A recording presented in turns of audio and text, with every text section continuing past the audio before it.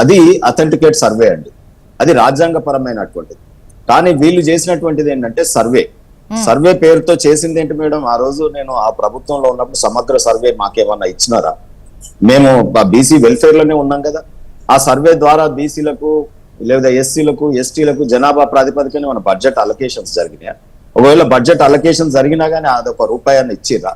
SC ఎస్టీలకు అయితే sub plan నిధులు ఉన్నాయి, వాటిని అన్నిటిని కూడా డైవర్ట్ చేసినారు. రాజ్యాంగపరమైనటువంటి నిధులే కదా. ఆ తర్వాత ఇక బీసీల గురించి చెప్పక్కర్లేదు, బీసీ బంద్ అన్నారు, ఇదన్నారు, అదన్నారు, ఏమీ లేదు. నేను సంక్షేమంలోనే ఉన్నా, ఒక చైర్మన్ గానే ఉన్నా కదా. ఏమైనా బడ్జెట్ ఇచ్చిండమ్మా?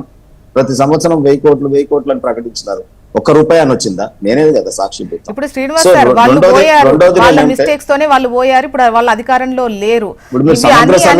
దళిత బంధు, బీసీ బంధు గురించి అంటూనే ఉన్నాం. మెజారిటీ ఇప్పటికీ మీరు బీఆర్ఎస్ తోనే పోటీ పడుతున్నట్టున్నారు. వాళ్ళు ప్రతిపక్షం, వాళ్ళ అధికార పక్షం గానే కాదు. లేదు మేడం, ఇప్పుడు మేము ఈ రెండింటిని ఉతకాల్సినటువంటి పరిస్థితి ఏర్పడ్డది. ఈ రెండింటిని కాస్టిక్ సోడా వేసి ప్రజలు వేడిళ్లలో ఉతకాల్సినటువంటి పరిస్థితి ఉంది. ఆయన ఈ రోజు ప్రజలు విసర్జించిన పార్టీ ఎందుకు విసర్జించినారు వీటిని? ఈయన ఇప్పుడు రేవంత్ రెడ్డి గారు కూడా ఇప్పుడు నేను డీలిమిటేషన్ అని చెప్పినారు.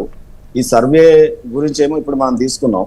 సో దీన్ని పనికిరానటువంటి సర్వే ఇప్పుడు బయటకు వస్తే దాని వల్ల ఉపయోగం ఏమని చెప్పండి.